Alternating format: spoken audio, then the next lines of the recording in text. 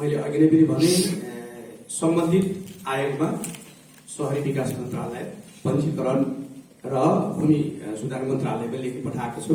म पनि एकदमै आत्तिएको चाहिँ अवस्था छ, किनभने मैले यताउता बुझ्दाखेरि पनि ठोस लिखित के अरे नगर भनेर मौखिक भन्ने, तर चाहिँ लेखेपछि लिखितको चाहिँ जवाब लिखित आउन सकेन।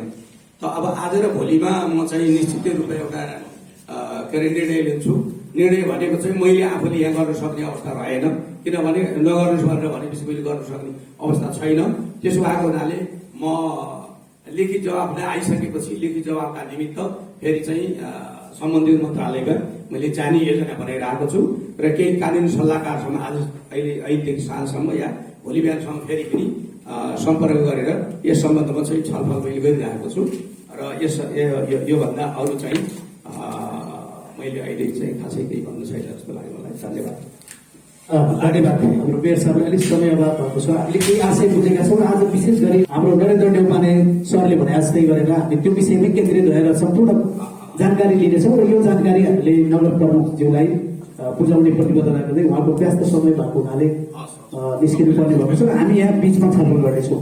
अहिले भर्खरै नरेन्द्र न्यौपानेले जुन किसिमका समाधानका विकल्पहरू दिनुभयो, यो कानुन सम्बद्ध छ कि छैन, या हामीले चाहिँ कानुनको आँखाबाट हेर्दाखेरि जसरी सर्वोच्च अदालतले गरेको फैसलामा सप्रमाण हेरी कारवाही गर्नु भन्ने कुरा कतिको उचित हो या होइन भनेर कानुनी रूपमा जानकारी गरिदिनका लागि जगत विषयज्यूलाई म हार्दिक अनुरोध गर्छु।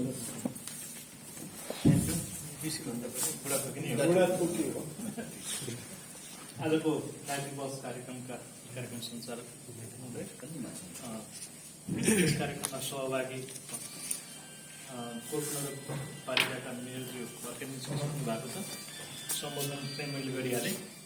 त्यसै गरी आजको यस कार्यक्रममा उपस्थित राजनीतिक दलका प्रतिनिधि, सरकारवाला सम्बन्धित पीडित र उक्त सरकारसँग सम्बन्धित सहकारी र सम्बन्धमा जोडिनु भएर उपस्थित हुनुभएका सम्पूर्ण जनताको म नमस्कार व्यक्त गर्न चाहन्छु।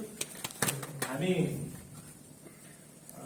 एउटा नेपाली नागरिकका बीचमा, त्यो पनि खास गरी हाम्रो कोटको नगरपालिकाको 11 नम्बर वडामा विगत लामो समयदेखि घरवास गरी वासस्थान आफ्नो त्यहाँको कर्मथलोको रूपमा त्यसलाई श्रम, मेहनत, परिश्रम आर्जेर घरवास गर्दै आउनुभएका नेपाली जनहरूको हालसम्मको अवस्थामा उहाँहरूलाई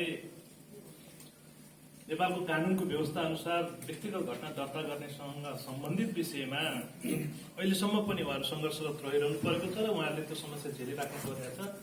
यो व्यक्तिगत घटना दर्ता गर्ने विषय कानुनको व्यवस्थामा एउटा सरल शब्दमा उल्लेख भएको छ। सूचकले सूचना उपलब्ध गराएपछि, पञ्जीका अधिकारी समक्ष सूचना उपलब्ध गराएपछि सूचकले सूचना उपलब्ध गराएका आधारमा त्यो सूचनाका आधारमा व्यक्तिगत घटना दर्ता हुने प्रक्रिया कानुनको व्यवस्था हो। कानुनमा त्यही कुरा उल्लेख गरिएको छ। व्यक्तिगत घटना दर्ता 2033 को दफा 5 मा त्यो कुरा उल्लेख छ। अब त्यसका कार्यविधिगत अहिले हाम्रो नरेन्द्र सरले भन्नुभयो 180 दिनका विषयहरू, त्यो कार्यविधि भनेका कुराहरू कुनै व्यक्ति कुनै स्थानबाट बसोबास सरेर कुनै स्थानमा आउँदा त्यहाँनिर पनि एउटा स्पष्ट कुरा छ, एउटै समकक्षी निकाय अहिलेको हकमा भन्दा त्यही पञ्जीका अधिकारी, यो स्थानीय तह अन्तर्गत रहने पञ्जीका अधिकारी, जुन पञ्जीका अधिकारीले एउटा स्थानबाट निज व्यक्ति फलान ठाउँमा बसोबास सरिरहेको छ भनेर प्रमाण जारी गरिदिन हुने, अनि जुन स्थानमा बसोबास सरेर गएको छ भनेर निष्ठासहित ऊ बसोबासका लागि सम्बन्धित तोकिएको स्थानमा आफ्नो बसोबासको सरिआएको प्रमाण साथ आएर मेरो बसोबासको दर्ता गरिपाऊँ भनेर उपस्थित हुँदाखेरि त्यहाँ चाहिँ निषेध गरिने, यो विषयले एउटा त्यही निकाय, त्यही समकक्षी निकायले गरेको प्रमाणलाई अर्को त्यही समकक्षी निकायले अवज्ञा गरिरहेको स्थिति यहाँ विद्यमान देखिएको छ। यो व्यक्तिगत घटना दर्तासँग सम्बन्धित विषय भयो। अर्को कुरो मैले यहाँ आवाससँग जोडिएको, यो अहिले सँगसँगै किनभने नेपालको भूमि सम्बन्धी ऐन 2021 को 8औं संशोधन 2076 माघको 28 गते जारी भएको 8औं संशोधनले गरेको व्यवस्था अनुसार त्यसको दफा 52 को ख, ग, घ, ङ, च सम्मको व्यवस्था संशोधित गरेर लागू गरियो, जस अन्तर्गत नेपालमा भूमिहीन, दलित, सुकुम्बासी र अव्यवस्थित, हाम्रो अलिकति ध्यानमा पनि नमिलेको जस्तो लागिरहेको छ मलाई। भूमिहीन भन्नुको अर्थ अव्यवस्थितसँग जोडिँदैन। भूमिहीन एउटा परिभाषित गरिएको छ भूमिहीनलाई अहिलेको कानुनले। भूमिहीन भन्नाले अलिकति व्याख्या गरिदिइहालेँ यसको बारेमा। भूमिहीन भन्नाले दर्ता श्रेष्ठ प्रमाण पूर्जाहरू आफ्नो नाममा छ, यद्यपि त्यो पूर्जा भयो, बाढी पहिरो लगायत कारणले त्यो जग्गा उसले उपभोग गर्न पाएको छैन, जोतखन आबाद कमत गर्न पाएको छैन भने प्रमाणले त देखिन्छ ऊ स्वामी छ जग्गाको, तर चाहिँ वास्तविक भोग चलनमा उसको छैन, त्यस्तो अवस्थाको भूमिहीन हो। सुकुम्बासी भने विशुद्ध उसको पुस्तौँ पुस्तादेखिको जग्गा जमिन नभएको, भोग चलन गर्ने आधार प्रमाण नभएको, स्वामित्व आर्जन गर्ने अवस्था पनि नभएको लाई चाहिँ सुकुम्बासी भन्ने परिभाषित गरेर त्यसमा पनि अलिकति जोडिएको छ अहिलेको कानुनले। त सुकुम्बासी भन्दाखेरि त्यस्तो मात्र सुकुम्बासी होइन जसको दैनिकी आम्दानी या मासिक आम्दानी या वार्षिक आम्दानीले ऊ जग्गा जोड्न सक्ने, घरवास जोड्न सक्ने हैसियत त राख्छ, तर हालको अवस्थामा उसँग कुनै पनि प्रकारको जग्गाको स्वामित्व ग्रहण गर्ने अवस्था छैन, तर ऊ वार्षिक रूपमा लाखौं लाख रुपियाँ कमाउन सक्छ, तर सुकुम्बासी छ। त्यो अवस्थालाई पनि सुकुम्बासीको क्याटेगोरिजमा नराख्ने अवस्थाको व्याख्या गरिएको छ अहिलेको अवस्था। खैर यो एउटा प्रसङ्गमा चर्चा चलाएँ मैले। यो विषय मैले उठाएको कहाँनिर भने नेपालको संविधान, हालको संविधानको धारा 37 मा एउटा व्यवस्था छ, आवासको हक सम्बन्धी व्यवस्था छ। प्रत्येक नागरिकलाई उपयुक्त आवासको हक हुनेछ भन्ने व्यवस्था गरिएको छ र त्यो प्रत्येक नागरिकको उपधारा 2 मा प्रत्येक नागरिकले आफूले बसोबास गरिआएको वासस्थान सुरक्षाको हक पनि त्यहाँ प्रत्याभूत गरेको छ। राज्यले उचित कारण बाहेक बसोबास गरेको स्थानबाट हटाउने वा अतिक्रमण गर्न पाउने व्यवस्था छैन। राज्यले चाहिँ उचित कारण देखाउनु पर्छ। अझ कानूनमा त के व्यवस्था छ भने कानूनी व्यवस्था नगरिकन कुनै व्यक्तिको चाहिँ वासस्थानबाट उसले हटाउनु मिल्दैन। कानूनले व्यवस्था गरेको अवस्थामा मात्र, कानूनमा उल्लेख भएको अवस्थामा मात्रै कुनै सरकारले निर्णय गरिहाल्यो या कुनै स्थानीय तहको निकायले निर्णय गरिहाल्यो, प्रदेश मन्त्रालयले निर्णय गरिहाल्यो, त्यसको आधारमा होइन, त्यसको स्पष्ट कानूनी आधारमा मात्रै वासस्थानबाट अतिक्रमण गर्ने या उसलाई हटाउने या त्यो जग्गालाई सरकारीकरण गर्ने या अन्य प्रयोजनमा प्रयोग गर्ने, सार्वजनिक प्रयोजनमा ल्याउने त्यस्तो अवस्था छ। र आवासको अधिकार सम्बन्धी ऐन पनि छ, फेरि जारी भइसकेको छ 75 मा। आवासको अधिकार सम्बन्धी 2075 मा जारी भएको कानूनले जसले बसोबासको हिसाबले घरवास गरेर बसोबास गरिआएको छ, त्यो बसोबास गरेको स्थानबाट मैले अघि भने कानून बमोजिम बाहेक कसैलाई पनि घरवास आवासबाट हटाउन मिल्दैन। अब यहाँ प्रसङ्ग के आएको छ भने अलिकति कन्ट्राभर्सियस कन्डिसन भयो। स्थानीय तहले बसाइ दर्ता नगरिदिने, बसाइ दर्ता नगरिदिँदाका अवस्थामा उहाँहरूले जुन नागरिक रूप त्यहाँको स्थानीय नागरिकको हैसियतले प्राप्त गर्ने कानूनी अधिकारहरू हो, स्थानीय तहबाट पाउनुपर्ने सेवा सुविधाहरू हो, त्यो स्थानीय सरकारले उहाँहरूलाई नागरिकको हैसियतले प्रदान गर्नुपर्ने सेवा, ग्राहकको हैसियतले प्रदान गर्नुपर्ने सेवा सुविधाबाट वञ्चित गर्ने अवस्था हो। त्यो किन हो त? उहाँ त्यो स्थानीय तहको नागरिकै हुनुहुन्न। नागरिक नभए तपाईँ हाम्रो नागरिक होइन, हाम्रो वडाको बासिन्दा होइन, हाम्रो नगरपालिकाको बासिन्दा होइन भनेर पन्छ्याउनलाई सहज भयो। यस आधारमा चाहिँ उहाँहरूले यो चाहिँ विभेदको अवस्था ल्याउनु भएको छ। अलि मलाई यो चाहिँ अहिले लास्टमा गएर भन्नुभयो, मैले त्यो जिज्ञासा राखौँला भनिरहेको थिएँ मेयर साहबलाई। निर्देशनात्मक हो, मौखिक हो, लिखित हो? अहिले भन्नुभयो मैले लिखित रूपमा पठाएँ, त्यसको लिखित जवाफ आएको छैन। त्यो होला, त्यो समस्या उहाँलाई हो, त्यो होला। तर यो अलि धेरै लामो समयदेखि भइसक्यो। उहाँले यसलाई क्रियाशीलता देखाउनु पर्ने समय अलि धेरै गुजारिसकेको जस्तो मलाई महसुस लाग्छ। यो निश्चित केही समय उहाँहरूले यत्रो लामो सङ्घर्ष गर्नुभयो। सर्वोच्च अदालतमा गएको 70 मा होइन, 71 मुद्दा त उच्चमा गएको त 70 मा हो नि।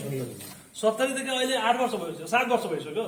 7 वर्षसम्म उहाँ त त्यो समयमा त निर्वाचित जनप्रतिनिधि हुनुहुँदैन थियो। निर्वाचित जनप्रतिनिधि भइसकेपछि आफ्नो नगरपालिकाको आफ्नो, अझ खास गरी आफूसँग सम्बन्धित वडाकै यो समस्यालाई मैले कसरी हल गर्ने होला, कसरी यसलाई चाहिँ समाधानतर्फ लाने होला भन्ने खालको विषयमा जिज्ञासा राख्नुपर्छ, चासो राख्नुपर्छ, सरकार राख्नुपर्छ। अलिकति त्यसमा ढिलाइ गर्नुभयो कि भन्ने म प्रश्न गरौँला भनेको थिएँ, जानुभएको। ठिकै छ।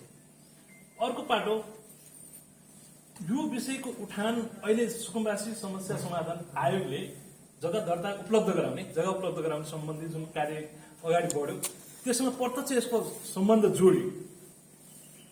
अब यसबाट उहाँहरू त्यहाँ बसोबास गरेका बासिन्दाहरूको एक प्रकारको नागरिक अधिकार हुन नहुने अवस्था पनि देखा पर्यो। आवासको अधिकार सम्बन्धी कुरो गयो भने आवासको अधिकार मौलिक अधिकार अन्तर्गत पर्ने कुरा हो। मौलिक अधिकार हनन भएपछि त नागरिक अधिकार पनि हनन भयो। यो सन्दर्भमा यो आफ्ना नागरिकहरूको नागरिक मौलिक अधिकारमाथि नै असर पर्ने गरी कुनै घटना घट्दैछ भन्ने कुराको पूर्व जानकारी हुँदाहुँदै जनप्रतिनिधिले सरकारसँग सम्बन्धित विषयहरूमा सम्बन्धित निकाय र आफूभन्दा माथिल्ला निकायहरूमा त्यो विषयमा पहल गर्नु पर्थ्यो। अब अहिले गरे एकदम चासो भएको छ मलाई, म एकदम आतुर छु भन्नुभएको छ। खैर उहाँको त्यो आतुरताले पूर्णता पाओस्, मेरो शुभकामना छ उहाँलाई। तर यो ढिलाइ भएको मेरो नजरमा, मेरो दृष्टिकोणमा उहाँले ढिलो गर्नुभयो। यो समस्या अहिले उहाँहरू हुन त फेरि कानुनले यो जुन भूमि सम्बन्धी जुन 8औं संशोधनको कानुनले सुकुम्बासी आयोगले दिएको अधिकार 3 वर्षसम्मको छ। 3 वर्षसम्म यसलाई व्यवस्थापन गर्ने उसको कार्य अधिकारको समयावधि छ, अवधि। यो लगत भर्न लगत प्रमाणित गर्न छुटेछ भने पनि त्यो 3 वर्षको अवधिभित्र त फेरि गर्न सकियो नि। सरकारले चाह्यो, फेरि त्यो आयोगले चाह्यो, आयोग कर्तव्यभित्र पर्ने कुरा पनि हो। यदि चाहेन भने पनि हामीले कानुनको ढोकढोका, अदालतको ढोकढोका ढोकाउनु पर्ने अवस्था पनि छ त्यो कानुनको सहारा लिएर। र अहिले जुन लगत भर्ने क्रममा छुट्ने अवस्थामा लगत भर्ने कुराको फेरि पनि प्रतिबद्धता गर्नुभएको छ। उहाँले आउनुहोस् लगत भरिदिन्छु भन्नुभएको छ। त्यो लगत भर्ने कुरा चाहिँ मेरो सुझाव है व्यक्तिगत रूपमा, लगत भर्ने कुरा चाहिँ भर्नुभयो भने अहिले त्यो दफा 52 को खको 2 नम्बरमा अध्याय खण्ड 2 मा त्यो व्यवस्था गरेको छ। र गको पनि अव्यवस्थितको हकमा ग चाहिँ ख चाहिँ सुकुम्बासीको हकमा हो, भूमिहीनको हकमा हो। खको दफा, गको दफा चाहिँ अव्यवस्थितको हकमा हो। त्यो व्यवस्था त्यसमा पनि त्यो खालको छ। अब त्यहाँ चाहिँ के भनिएको छ भने कानुनमा सरकारी वा सार्वजनिक जग्गा भनिएको छ। त्यसमा पनि उपदफा 4 बमोजिम 5 प्रकारका जग्गाहरूमा सुकुम्बासी आयोगले जग्गा उपलब्ध गराउन सक्ने हैसियत राख्दैन। त्यो बाहेक सरकारी जग्गा, सार्वजनिक जग्गाको हकमा चाहिँ नेपाल सरकारले सुकुम्बासी आयोग मार्फत जग्गा वितरण गर्न सक्ने भयो। अव्यवस्थितको हकमा, भूमिहीनको हकमा, भूमिहीन दलित र भूमिहीन सुकुम्बासीको हकमा।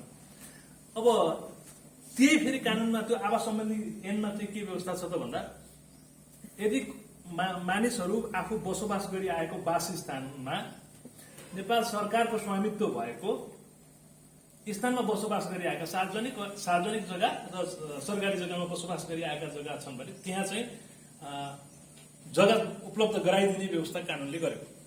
यता भूमिहीन सुकुम्बासीको हकमा चाहिँ भूमि सम्बन्धी ऐनले पनि त्यो व्यवस्था गर्यो। उता आवासको अधिकार सम्बन्धी ऐन 2075 ले पनि त्यो व्यवस्था गर्यो। त्यसले गर्दाखेरि यो दुईटै कानुनको आधारमा पनि सुकुम्बासी भूमिहीन या अव्यवस्थितको हैसियतले जग्गा प्राप्ति गर्न सक्ने कानुनी आधार छ। बसोबास गरेको अरू म यहाँलाई एउटा कुरामा सचेत गराएँ, जस्तो कि नरेन्द्रजीले पनि कुरो उठाउनु भएको छ, त्यो नगर विकास समितिको 180 कति घडेरी छ भन्ने। त्यहाँनिर कानुनले चाहिँ अलिकति समस्या पार्छ है यो विषयमा। यहाँसँग प्रश्न भनौँ, म कानुनको विद्यार्थीको हैसियतले मैले कानुन अध्ययन गरेका हिसाबले भन्नुपर्दा कुनै पनि व्यक्तिको वा कुनै पनि निकायको स्वामित्वमा रहेको सरकारी स्वामित्व बाहेक है, सरकारी र सार्वजनिक स्वामित्व बाहेक, स्वामित्वको पनि 8 प्रकार छन् होइन, त्यो बाहेकका चाहिँ सरकारी सार्वजनिक अन्य स्वामित्वको बाहेकको निजी कसैको स्वामित्वको संरचनामा रहेको सम्पत्तिमाथि अन्य कसैले अतिक्रमण गर्न मिल्दैन। यदि त्यस्तो खालको मिल्ने व्यवस्था भयो भने त हाम्रो व्यक्तिगत सम्पत्तिमा पनि अरू कसैले अतिक्रमण गर्यो भने फेरि पनि हामीलाई समस्या आउँछ।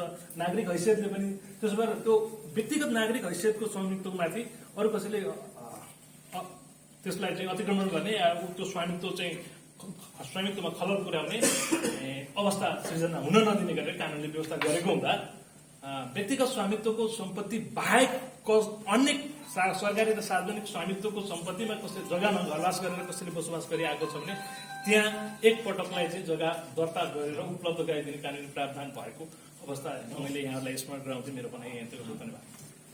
धन्यवाद हाम्रो जगत जङ बुढाथोकी सरले। यहाँले कानुनी रूपमा यो व्यवस्था जुन छ हाम्रो समस्यालाई भूमिहीन अव्यवस्थित र सुकुम्बासी विषयवस्तुमा यो कुरा उहाँले प्रश्न पार्नु भएको छ। हामी अल्झेको छौँ या कहीँ कतै हामीलाई दुविधा भएको छ भने यो खालको व्यवस्था छ भनेर उहाँले कानुनसम्म पुरा जानकारी गराउनु भएको छ। र यसै गरी हामीले जनप्रतिनिधिको पनि विचार लियौँ, र नगर प्रमुखको पनि विचार लियौँ, यसै गरी कानुनका ज्ञाताको पनि विचार लियौँ र पीडित पक्षको पनि हामीले जानकारी लिइसकेका छौँ। यी सर्वपक्षीय सबै कुराहरूलाई महसुस गर्दा हाम्रो मानव अधिकार कर्मी आउनु भएको छ मानबहादुर कार्कीज्यू, उहाँले आफ्नो विशेष गरी यो मानव अधिकारको क्षेत्र